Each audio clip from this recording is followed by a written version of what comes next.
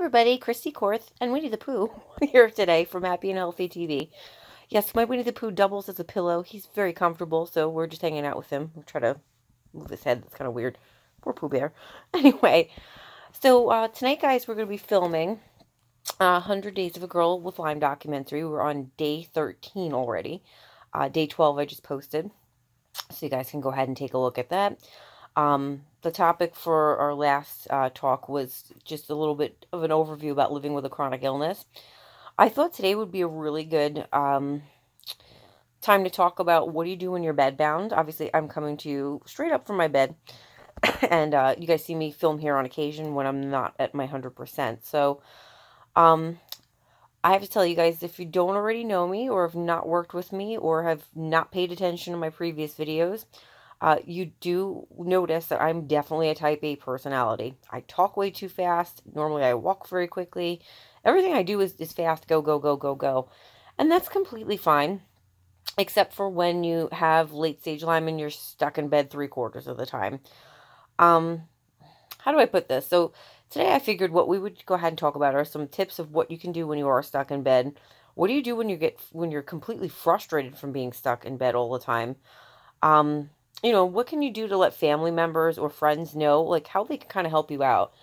Um, I have to say, I'm really bad at that, and that's why I joke around and say that I'm a very bad patient, but I'm a way better practitioner. I have a hard time asking for help quite a lot of the time. I was raised to be very independent and also a little stubborn, so when I can't do something, or I'm struggling with doing something, it just makes it more of a challenge for me. That's probably why I like to run so much. Anybody that knows me knows I'm an avid runner, and I haven't been able to do that in a while now, which is admittedly driving me insane, to be quite honest with you. That's how I get all of my crap out. When I run, I always feel better. But there's other things you can do. There's a really cool Pilates video. I'll put the link for it on down on my in the comments box or in the description. That is like 5-minute Pilates. There's another one. It's just like 5-minute what was it called? 5-minute flatten your stomach thing or whatever the heck it was, something like that. I'll post the links to both of these. So if you are bedbound, pending your doctor approves this, that's certainly something that you can do. I work with a lot of physical therapists at my practice, so right now I'm banned from PT. Yeah, they won't even allow me to do that. I'm in pulmonary rehab, which is basically exercise while you have oxygen on, and if you destat, there's somebody there to take care of it.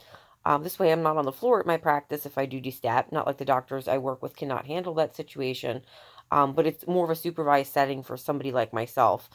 What put me into pulm rehab was sarcoidosis. I have it in both of my lungs. So it's a bilateral issue. It was caused from Lyme, so we were able to prove that in my case. So I have to give props to my pulmonologist because he's been ahead of the game, which is not usual for me. So thank goodness for him. He's been fantastic.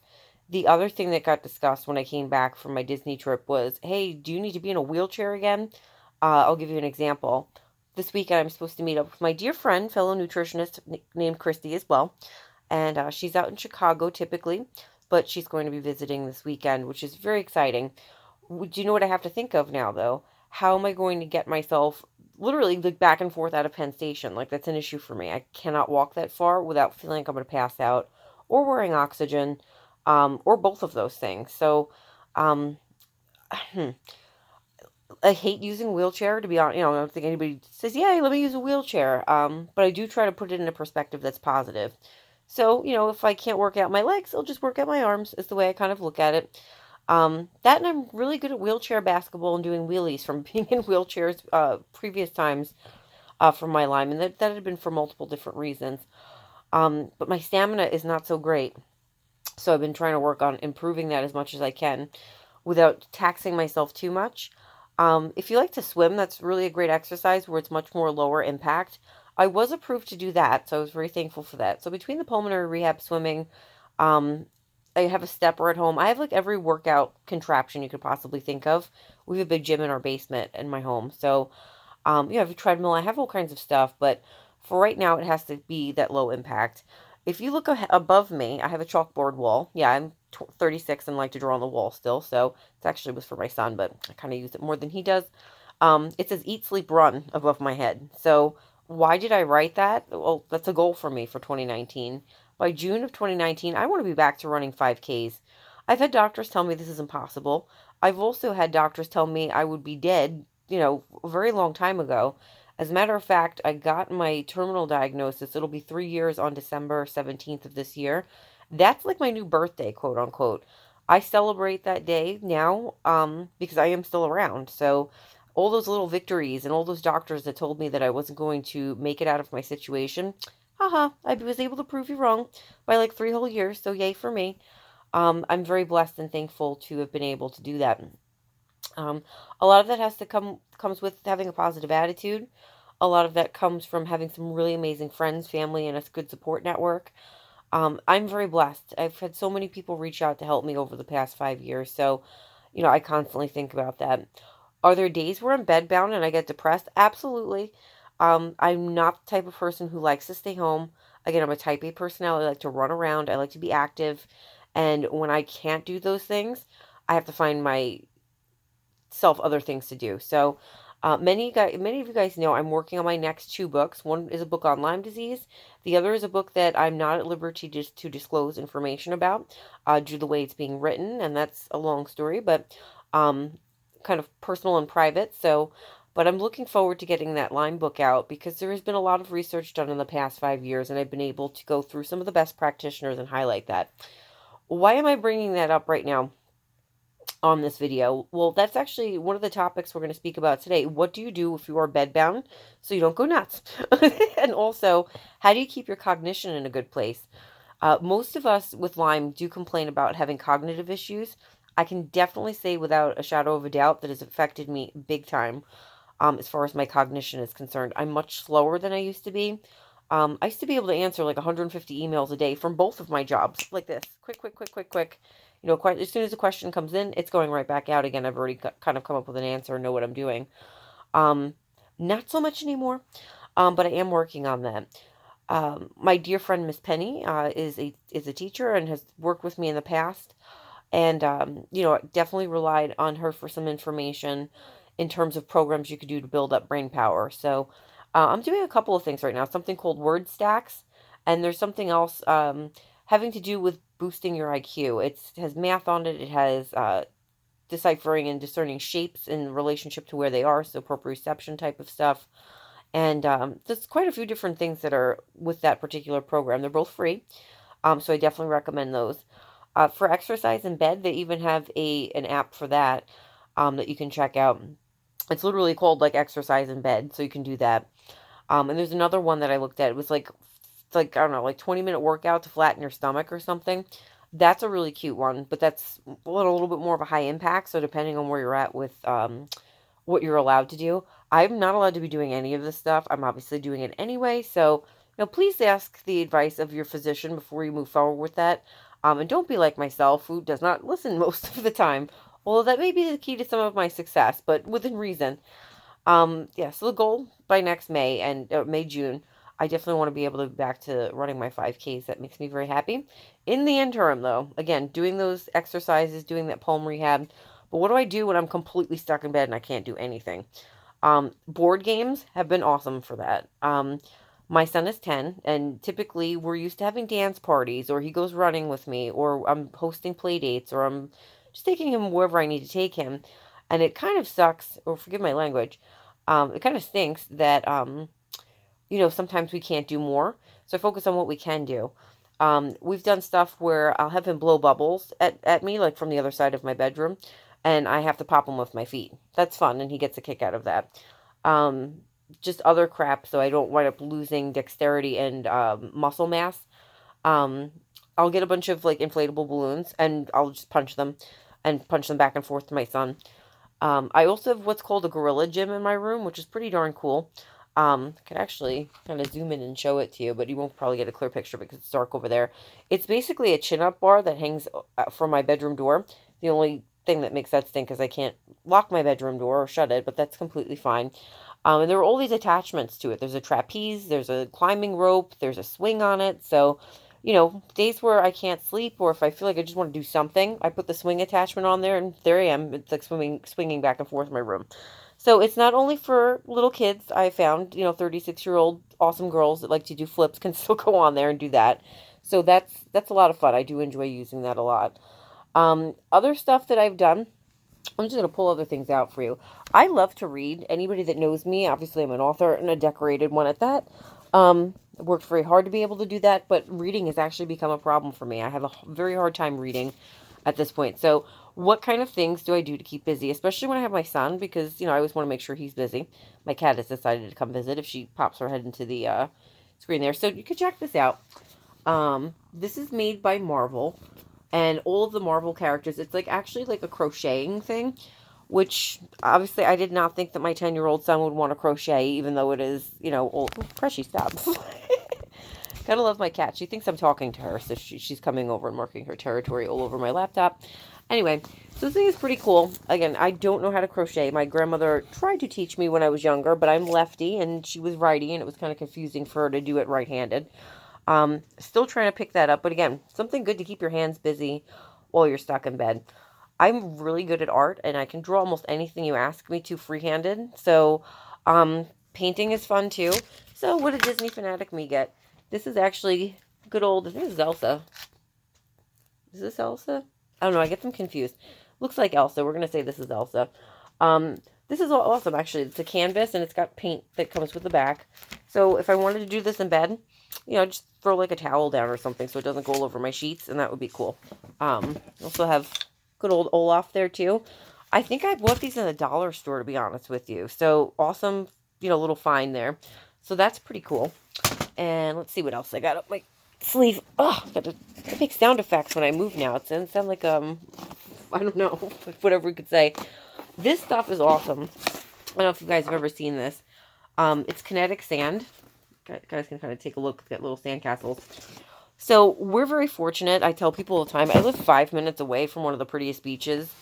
And one of our favorite things to do, my son's still at 10, still loves to build a sandcastle, so, or collect sand crabs. So, sands from collecting the sand crabs. That was too many S's all at once for me. We use the kinetic sand a lot. So, he'll build castles out of it. Sometimes when I get frustrated or pissed off, I just like to squish it. It's like a lot of fun, and I don't know, it's very satisfying for some strange reason. So that's pretty cool to do that. The other things that I do when I'm bedbound is pick up my flute. You guys see me doing my vitamin M videos. Um, Interestingly enough, anybody else out there who has sarcoidosis that's secondary to Lyme or just has sarcoidosis, particularly if it's attacked the lungs, what I found interesting was my pulmonologist actually was talking to me about just trying to increase my O2 and just trying to get my stamina back up there. And one of the things that I asked him was, well, I am a flautist. I've been playing the flute since I was 9. Um, can I continue with doing that? The good thing about it is I was told, so if you play a woodwind, you're in good shape, or I guess any instrument where you're having to use air as opposed to just, a violin where you're just going along, or drums or something like that. Not that those aren't hard instruments to play. I totally respect the discipline it takes to play both of those instruments or things like that. But when you have to be standing up, dancing around like I normally do, and blowing air into an instrument, not the easiest thing when you have tachycardia and some pretty unfortunate and significant lung issues. Excuse me. So, the good thing about it though is that instead of blowing into one of those spirometry machines, I'd much rather blow into a flute and get some notes perfected and have music, because it just makes me happy. So, you will see me pull my flute out. I don't care if I have to play in bed. That's completely fine. There's plenty of sheet music that you can find online where you can actually play while you're, reading the sheet music, which is pretty cool. So sometimes when I don't feel well, that's another thing that I can do. Um, I like to be very organized. Unfortunately, since I got sick, that is not gone out the window. But it's kind of difficult for me to do housework and things like that. Again, some days I'm okay, some days I'm not. So just something as simple as just reorganizing my books, something to get my mind out of what's going on if I feel up to doing it. There are some times where I can't even concentrate on TV, like that, even that piece of things. Um, is a little bit difficult. But, again, some of those little tips, like what can you do in bed, like I said, board games, drawing, painting. I have that crochet kit, the really cool kinetic sand stuff. Like I said, we have a bubble maker that you can actually, kick the bubbles as they're going along. Um, I'm actually looking around in my room at some of my son's toys just to think of see if I see anything else right now that would be fun. Oh, building with blocks. My son loves Legos still, so sometimes we'll just take Legos, dump them out on my bed, and have go to town with that. Hey, if you're an adult and you don't have a child playing with you, still fun. So I would definitely look into something like that. When I have children come to my house and we're doing play dates, Twister almost always gets brought out. I'm the one that spins the wheel, so that's not that taxing. It makes the children happy, and if the children are happy, mommy's happy. So that works itself out very well. So I'm pretty fortunate for that. Um, hmm. What else do I do to keep myself occupied? So I try to read a lot as much as I possibly can. I read. I read a lot of research articles, a lot of PubMed stuff, a lot of stuff from iLads. TED Talks, awesome thing to do if you're upset. I watch a lot of TED Talks, and then if you're getting into more personal development stuff, I'm like constantly looking at Tony Robbins, lectures or anything that he's done because I think he's like the man. So go Tony Robbins for that. Anything from The Secret I find to be awesome too. If you don't know what The Secret is, goodness, this has been around forever. Oprah started talking about this in the early 2000s. Obviously, she's not filming her show anymore, but most of us know that Oprah's been ahead of the curveball with a lot of things. So, pretty much anytime she says something, I absolutely like to listen to it. She's been a great mentor to me, and I've always just absolutely admired her and loved her. Um, so yeah, The Secret, just looking at, well, what do I want? A cool thing I did the other day, and I do this every year, is write down my goals for the next year. And these aren't they just things that I'm thinking about doing. No, these are things I am going to do. I don't do anything half-ass. It's either 150% or nothing. So, um, my list is pretty cool. Running is obviously on there. I'd like to get back down to the weight I was at prior to me taking one of the medications I was on that made me gain a ton of weight, which makes nutritionist me not happy. But I can fix that, so that's not a big deal. Um, Trying to think, what are my other goals?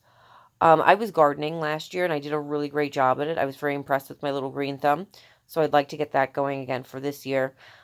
Plans for my son for the summer, seeing family, perhaps going on a small trip, would be great. This year we're just putting money away since I spent an exorbitant amount of money on 2 Disney trips in the past 2 years. No more of that. My money has to go back to treatment now and just back to saving like I normally do. So, little stuff that I'll be able to do with my son, would make me very, very happy. So, um, I just put anything on there. Even if something, I love when you do this too, like, just like making a vision board, which I have 2 of them. And if I showed you my vision boards, you would laugh because all of the stuff on both of these vision boards actually came true. I've one from 10 years ago and one from like 12 years ago, respectively. And I said to myself the other day, gee, I got to make a new one. Like I've surpassed and made all these goals, which is amazing. I had some pretty crazy stuff on there. And like I said, all of it came true. So for me, that's a big thing. Another thing that I'm doing this year, in May and then again in October, is something called Give Kids the World. If you go to givekidstheworld.org, it's a non-for-profit organization that's very much like Make-A-Wish, and they do work with the Make-A-Wish Foundation, but they only deal with Disney. And as everybody knows, obviously, I'm sleeping on Winnie the Pooh. I'm a big, huge Disney fanatic. Have been ever since I was a kid. That will never change. It's just me. And I would love to be able to, especially after I was diagnosed with a terminal illness and more or less beat that terminal diagnosis by like 3 years. Um, I don't know how to explain this. First of all, like we said, Disney's very near and dear to my heart, and I think it's a lot of has to do with me loving being like a big kid. I enjoy, and plus I love watching kids' faces when they see all these characters and their faces light up. But I think this is on a much more personal level for me. Give kids the world. How do I say it? You're diagnosed with a terminal illness, and I was what?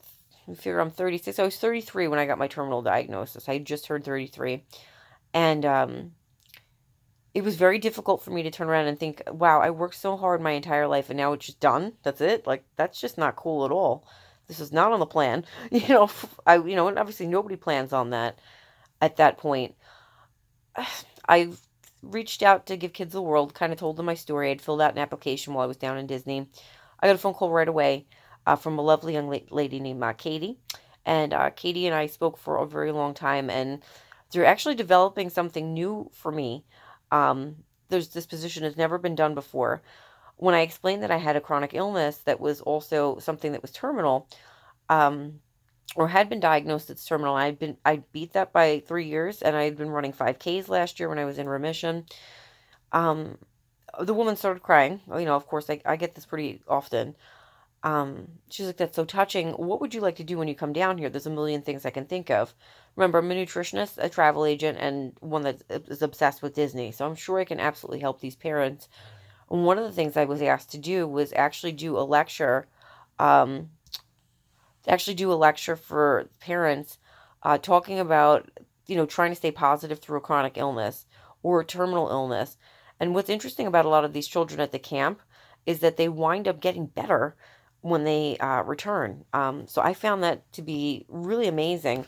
But you know what? Honestly, it makes sense. You're taking a child away from doctor's appointments, from the regular mundane schedule that they have of being sick. And it's like a full-time job. Hang on one second, I'll plug my charger in. It's a full-time job being sick. As most people with chronic illnesses will tell you. It's just the truth of the matter, honestly. So, these kids for an entire week don't have to think about doctors or um, getting tests done and, being poked and prodded and being in and out of hospitals and such. Honestly, I felt like that when I was on my Disney trip. No offense to any of my doctors, particularly the ones that I like very much. I needed a break from everybody. My goodness, there's so many people that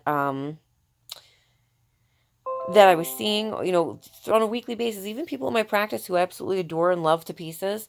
It's like I just don't want to be a patient right now, and I think that we don't get a break from that, suffering from what we suffer from, when you have a chronic illness. So it's just so nice just to walk away and take a break, um, and just not have to deal with it. So the best way for me to help others with this, really honestly, from what I felt was, to volunteer for Give Kids the World. So I'm going to be going down there, like I said, in May, and then going back down again in October. When my son turns 12, that's the age bracket that they accommodate 12 and up for a lot of the jobs. I will be bringing my son down there. Um, and that's another thing. I guess it's a blessing that comes out of having a chronic illness. And I don't know why you would say that, that it would be a blessing. But honestly, my son, and I give him so much credit for this, shows so much compassion for all people, but particularly when he sees somebody who's disabled. He's used to seeing mommy with a walker, a wheelchair, a rollator, or whatever I happen to be rolling around with at that point in time, or crawling when I can't get up and walk around. Um, if he sees somebody in a scooter or in a wheelchair, he hurries up and he runs and opens the door for them. I'm so proud of him for that. Genuine concern he shows for others, and it's wonderful to watch that, him being such a little gentleman. I'm trying to raise him old school style that way. We open chairs for ladies, we open doors for ladies, we're respectful, we're polite. Um, so I mean, I have to look at the positive that has come out of this anyway. My son had to grow up a little bit too fast with his mother being sick since he was 5.5, but at the same time, he's very wise for his age, and I really do like to look at the silver lining and everything. So bravo, Jaden, for being such a good boy, or little young man that he is now. He's almost as tall as I am already. My goodness, I can't take it. So that's going on. Another thing that I do, being that I'm out on disability and I'm not allowed to work and I'm not consistent, unfortunately, I do still help some patients on the side, from home because I'm not able to drive because of epilepsy at times. Um, or sometimes I'm not well enough to get out of my bed, but I can sometimes do my job from my bed. Rock on for the job I picked, thank goodness. Another thing I do for my child's school is every year I do a class on nutrition, a class on what it's like to be an author, and just like a kind of a career day type of thing. And then I come back in and we do a nutrition party for the kids. I call it the Healthy Hawaiian Party. We sell it on the Happy and Healthy Wellness website. There's a whole package that goes with that, which our website is under construction, so I do apologize for that. We'll be back up, probably before the summer of this upcoming year, 2019. So you guys will be happy with the changes that we made, I hope. And let's see, my son's got his big class field trip this year, so I'm chaperoning. But my son's teacher is fantastic and knows that I'm not able to do very much. So, these are situations where I'm like, you know what, I really do need like a wheelchair if my stamina is not better by then. Um, I'd rather go in a wheelchair as opposed to not being able to go at all. So if that winds up coming down to that, hey, listen, that's why help is there. I've learned the hard way. Sometimes you have to accept help from people. Otherwise, you're just not going to get any better, and that's not cool. Um, so that's another thing. Another goal for me for next year, and I hope that you guys are sitting there writing down goals for yourselves while I'm going over this. Um, what's my goal I was just going to say? Oh, goodness, Lyme brain moment again. I don't know. I have this all written in my phone. There are many, many, many goals that I have set forth. Oh, I need to finish my 2 books here. By June of next year, I'd like to be done with both books. I'm about 200 pages in on my Lyme book. I have all the recipes done for it. And my other book, which shall remain nameless, um, that's up to page like 160 or somewhere around there. So a lot of editing needs to be done. And thank God I have great editors and a great publisher, but that's something else. Again, that kind of I feel like that kind of got taken away from me a little bit from having Lyme, again with cognition problems. Writing has always been very cathartic for me. And when you tell me I can't run or I can't write and I'm struggling with reading, those are 3 things I really love. So I'm like, all right, what can I still do? I can still play my flute, believe it or not, with pneumonia and everything. Rock on for me. I can still draw. I can still paint really well.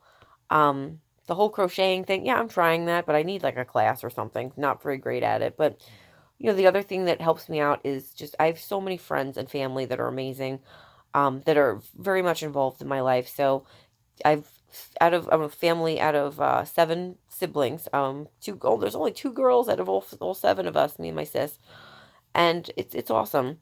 So I just try to be thankful. That's my attitude is the attitude of gratitude. And always trying to watch things that are positive. Lyme support group forums are another thing. It's 2:30 in the morning here in New York. You guys know I have insomnia. I don't expect that to get any better within the next couple of months, only because of some medication switches, and really switching off medications that I'm really concerned about, as opposed to going the nutrition route, which I normally would do. So I'm kind of combining both, but more or less titrating myself off of some of the other things that are drug oriented, which is awesome because me being on any meds is like it's like a cardinal sin or something for me. Again, no offense to anybody that's religious. I have Jesus tattooed on my arm and around my neck, so yes, I definitely don't want to step on anybody's toes there. Yeah, so I mean, I'm looking forward to the holidays. I'm looking forward to not being stuck in the hospital for those days, and I kind of have gotten to a point, quite honestly, where I'm very fortunate. I do have a lot of friends in the nursing field. I have a lot of friends who are PAs, physicians, things like that. So if I do get in trouble with something and I'm sick, I'd much rather call one of my friends to come and check up on me, that are in the field, as opposed to winding up in the hospital. Even my doctors are telling me to go to the hospital at this point. There's really no need for me to do that. If you think about it, I have home oxygen, so um I don't need to go to the hospital if I start destatting, unless it's really, really bad. If my oxygen saturation is in like the low 80s to high 70s, I get a little bit concerned about it. Um, the last time I actually was like, I really need to go to the hospital. I think my pulse ox was like a 73 or something. That's concerning to me. I don't like to play around with that. But the funny thing about it is, quite honestly, even if the hospital goes to give me meds, like they can't even do anything through IV anymore. My veins are all shot from having Crohn's since I was like 19. So you figure that's almost 20 years that I've had Crohn's disease.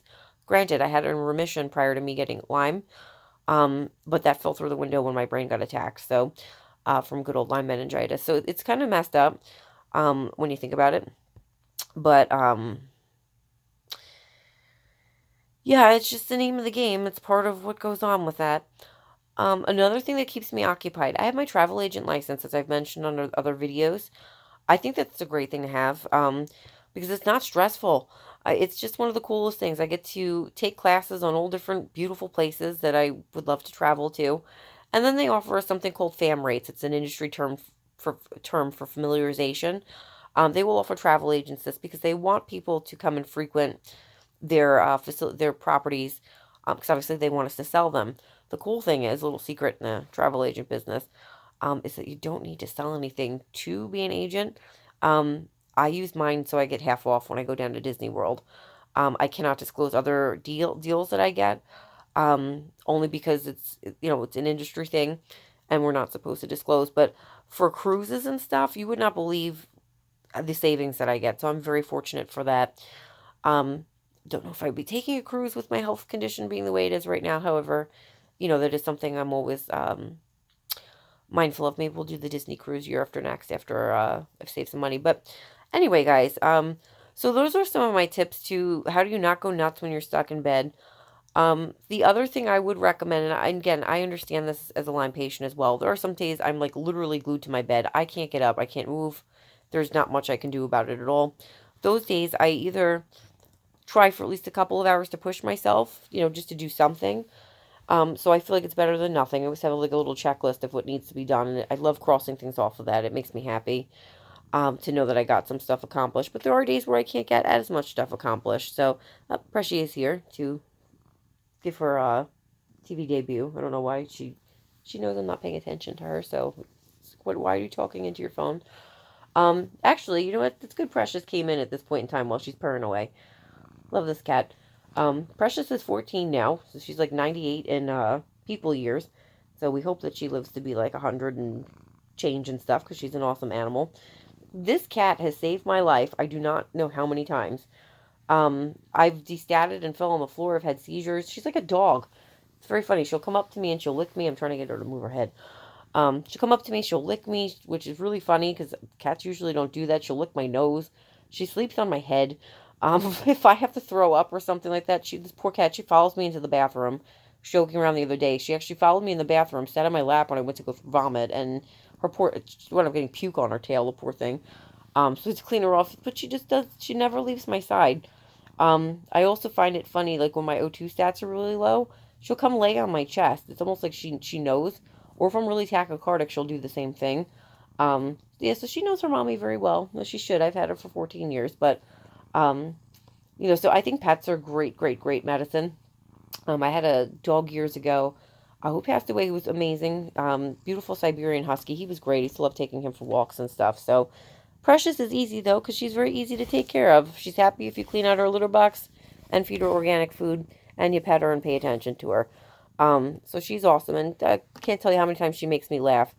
Um, so I kind of joke around. She doesn't do very much. She doesn't play as much as she used to anymore. I used to, run around the house with a little mouse, one of those fake little mouse things with her on a string, and she loved that. But now she basically just likes to clean herself and sit at the end of my bed. She's almost always sitting there. She doesn't move. She just kind of sits on my feet, and she's like a little guard attack dog slash cat. So, she's always cheering me up, which is awesome. Anyway, what else cheers me up? I'd say retail therapy cheers me up, except since I've not been making my six-figure salary, retail therapy is not always an option these days. Um, Especially after you've taken your son on two very elaborate vacations back to back. So time to save some money. Um, Geez, what else can I think of for you guys? I'm in the process of redecorating my apartment, which is fun, so you won't see my chalkboard wall anymore. That's going to be out of here. And it's interesting what it would the amount of energy it would have taken me to paint just really my bedroom and retile my bathroom really wouldn't have been that much expendable energy for me. I don't have that much expendable energy at all now. So if I got one wall painted in a day, like I'd be proud of myself for that at this point. But that's fine. I mean, that's where I'm at right now. So, if you guys have any other cool tips that you want to include down there in the comment box about how you keep yourself active and sane while you're dealing with Lyme stuff and you're bedbound outside of watching TV, which let's face it, I'm sorry guys. I'm sitting there watching TV and I feel like my brain cells are like dying. I'm like, I have to do something stimulating. So what kind of suggestions do you guys have? And you don't have to have Lyme to comment here. Anybody with chronic illness is more than welcome to put their 2 cents in. You're helping other people by going ahead and doing that. So I think that that's great. So please be active in a conversation about that. You can hit the subscribe button below, as I always tell you guys. If you want to hear when our newest videos come out, you can hit the little bell that's right next to that, and that will help you out to know when we have a new video featured. I'm going to be back on schedule again, guys, even with the holidays, now that I'm back from my trip and I'm out of the hospital. So you guys should get at least one video from me a day. The next video we're going to do is a product review on something that I'm really excited about. sharing with you guys, which I can't believe I found it in the place I found it, so that's pretty cool. So that'll be a mystery until I share that. And then we are going to finish up with our B complex series and then move on to some other vitamins, minerals, and aminos. We have January coming up, which is a very busy month for nutritionists. Any nutritionist will tell you, if they're good at their practice anyway. Um, January is a busy month. What does everybody want to do in January? Hey, let's lose weight. Okay, let me call a nutritionist. No joke, I got about 12 weight loss calls for today. Um, Most of you guys know my specialties in practicing are obviously Crohn's disease. I wrote the award-winning book on that. Um, Anything having to do with cancer, Lyme disease. I go for anything with behavioral disorders on the spectrum. I go for the really hard cases because that's what I was trained to do. And those are the cases I really find enjoyment in helping people. Certainly, I'm always more than happy to help people lose weight, or stuff like that, and discover underlying metabolic issues as well. Is very, very important. I'm very thankful also, and I will sign off on this. My practice is fantastic, even though I've not been working. I'm still invited to all their Christmas parties and things, and they still include me even though I'm not able to do stuff, and that means a lot to me. It just makes my life a little more normal. So shout out to everybody at Long Island Integrated Medical, where my private practice lives. When I'm not practicing from bed, you guys can't see me when I'm on the phone with you guys. Sometimes I'm hanging out just right here. Um, doing what I have to do. So again, I was joking around. Thank God my job is portable. All right, guys. So again, if you like what we're doing, hit the subscribe button below or share this video. We'd really appreciate it. Looking forward to getting more videos out to you guys. I hope everybody has a great night, great day, wherever you're coming to me from, as I always say. And everybody take care. Mwah. Love you guys. Bye-bye.